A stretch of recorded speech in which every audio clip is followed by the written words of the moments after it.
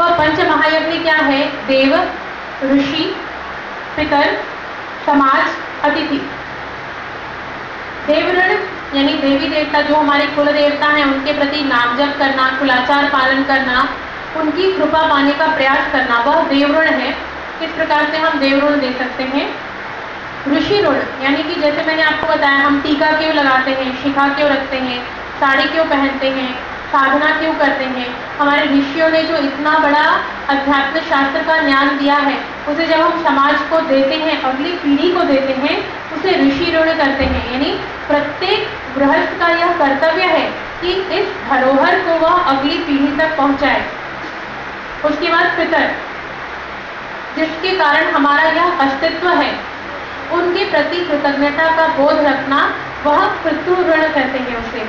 यानी यदि वह अटक गए हैं या उनको जो है उनके लिए जो धर्मशास्त्रों में बताया गया है वह करना, उसे पितृ ऋण कहते हैं। समाज ऋण यानी हम और समाज में, मेरे और समाज में अद्वैत है।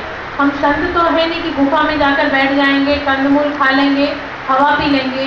तो समाज के साथ मेरा जो परस्पर संबंध है उसमें हमारे लिए जो भी भगवान ने दिया है उसे देना, उसे समाज ऋण कहते हैं। बुद्धि दी है तो बुद्धि से समाज का मार्गदर्शन करें, उसे कहते हैं ब्राह्मण वर्ण के अनुसार समाज ऋण चुकता करना।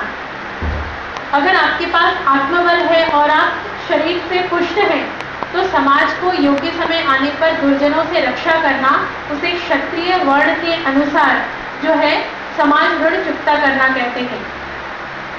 अगर आपके पास धन है तो धन के माध्यम से समाज की सेवा करना, उसे वैश्य वर्ण के अनुसार समाज ऋण चुकता करना कहते हैं।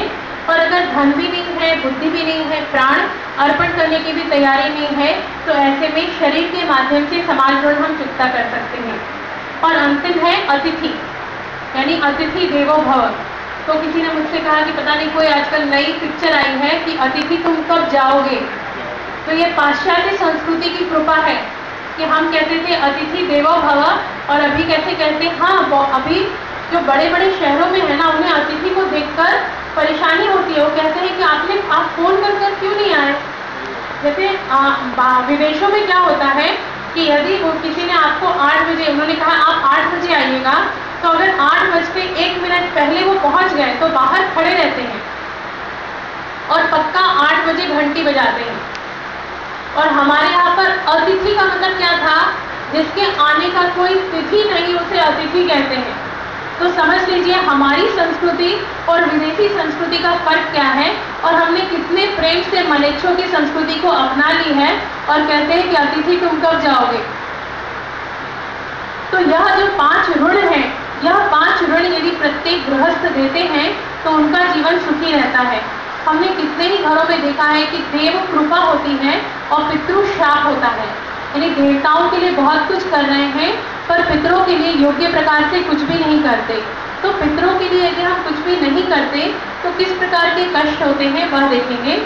तो विवाह ना होना, बच्चे ना होना, अपंग बच्चे होना, घर में अत्यधिक कलह क्लेश रहना, संबंध विच्छेद, तलाक या डाइवोर्स हो जाना, घर के पुरुष वर्ग का शारीरिक, मानसिक, आर्थिक रूप से हमेशा परेशान रहना, पुरुष वर्ग का व्यसनी हो जाना।